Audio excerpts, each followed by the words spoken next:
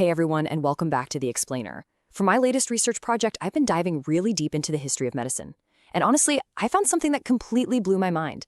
Today, we're going to explore the fascinating, ancient roots of pressure therapies. I want to start off by asking you a question. Did you know that the secret to healing your entire body might just be hiding right there in the soles of your feet? I know, it sounds a bit wild. I mean, when we get a headache today, we usually just pop a pill, right? We don't exactly think to rub our toes.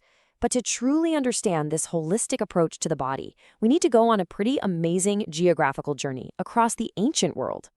The geographical journey begins. We are going to travel thousands of years back in time to explore how three incredible ancient civilizations independently discovered and understood the deep, energetic connections hidden within the human body. 1. Egypt, the ancient pictograph. Okay, let's dive into this. When I started digging into the sources, my first major discovery was in ancient Egypt, somewhere around 2330 to 2500 BC. Back then, there was really no such thing as an unnatural healing therapy, and it turns out Egyptian doctors were already quite aware of the deep systemic benefits of foot and hand reflexology. Now, what's really interesting about this slide is this incredible ancient pictograph. This was discovered right on the wall of the tomb of Ankh-Mahar. He was a doctor in Saqqara, Egypt. And this wasn't just any doctor either. Ankh-Mahar was super highly respected, and his resting place is literally known as the physician's tomb. Finding this imagery there proves this wasn't just some random folk remedy. It was highly respected medical science for that era. You can clearly see two pairs of Egyptians giving and receiving treatments. One therapist is working on a foot, and the other is working on a hand. But my absolute favorite part of this whole discovery is the translation of the hieroglyphics inscribed right above them. The patient is saying, "Don't hurt me," and the practitioner replies, "I shall act so you praise me." I just love that. Have you ever winced while a physical therapist or a doctor pressed a bit too firmly on a sore muscle? That whole dynamic, hoping the temporary pain leads to long-term healing, it literally hasn't changed in over 4,000 years. 2. China. Qi and meridians. From the ancient texts of Egypt, my research naturally led me eastward to ancient China. Over here, an entirely different, yet surprisingly similar, sophisticated system of medicine was developing. In China, healing was viewed through a beautifully complex energetic map. The core belief underpinning Chinese acupuncture and reflexology is this wonderful concept of qi. Qi is basically this invisible life force flowing through pathways of energy in our bodies. It consists of yin and yang, two opposites that absolutely must stay in balance with each other. If that flow of energy gets disturbed or blocked up by physical or emotional stress, the energy stagnates and boom, disease happens. In this system, physical pressure acts almost like a release valve, unblocking that stagnation and allowing the yin and yang to harmonize all over again. Our health literally depends on the harmonious flow of this energy. But that brings up a really fascinating question, right? If this energy is entirely invisible, how did the ancients actually know exactly where to press to restore health? Dr. Wang Wei and the meridian charts. So, the crucial point is, they actually charted it out. The answer absolutely amazed me. Almost 1,000 years ago, an incredibly brilliant Chinese doctor named Dr. Wang Wei created teaching models. Using bronze statues and these incredibly detailed scrolls, he mapped out exactly where the acupuncture and reflexology points were on the physical body, especially focusing on the highly sensitive soles and the outer edges of the feet. When examining this meridian chart, you can vividly trace these invisible pathways of energy that run vertically right along the body. These energy flows are called zones or meridians. The Chinese mapped 20 main acupuncture meridians and 12 linking ones.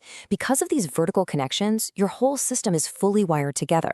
So for example, according to this map, a specific zone running all the way down to your big toe might be directly energetically linked to your head or your sinuses. Press the toe, clear the head. Everything is beautifully connected like a giant puzzle. 3. India, Ayurveda, and elements. Finally, my research brought me home to India.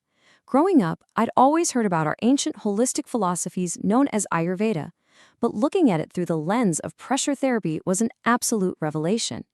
India is a civilization that has utilized natural therapies for millennia, and their approach adds a whole new dimension to this puzzle. Ayurveda focuses on keeping the body free of disease by perfectly balancing the body, mind, and spirit. It's based on this beautiful core belief that absolutely everything in the universe is interconnected. Because of this, each of us is born with our own unique constitution, which is called our prakriti. This is crucial because, unlike modern medicine, which often treats a symptom with the exact same pill for everyone, Ayurveda believes your prakriti dictates that your treatment must be completely customized just for you. This unique constitution is made up of a specific balance of the universe's 5 elements. We have earth, which represents structure and grounding, air for our ideas, water for our emotions, fire for our willpower and passion, and space for the atmosphere. Your specific combination of these elements forms what are known as your doshas, vata, pitta, and kapha. So for instance, if you have a lot of fire in your constitution, you might have a pitta dosha. That means you have high energy and drive for sure, but you might also be prone to inflammation when you get out of balance. Restoring the balance. If any of these internal elements get out of whack, physical ailments manifest. The ancient Hindu text, the Ayurveda, actually detailed exactly how we can restore this very fine balance. You see, it's not just about treating a symptom, it's about treating the root cause. The ancient texts show that by applying specific physical pressure, through massage to the extremities, like the feet and hands, practitioners could actually manipulate and cool down that excess fire, or ground that excess air. It revitalizes the circulation and restores that perfect equilibrium to our body, mind, and spirit. 4. Connecting the ancient wisdom. Let's move to Oma and see how this builds our entire global journey together. When we step back from the specific texts and look at the bigger picture of this research, it is absolutely amazing to see how these different ancient cultures approached healing from completely different corners of the world, yet found such harmony in their methods.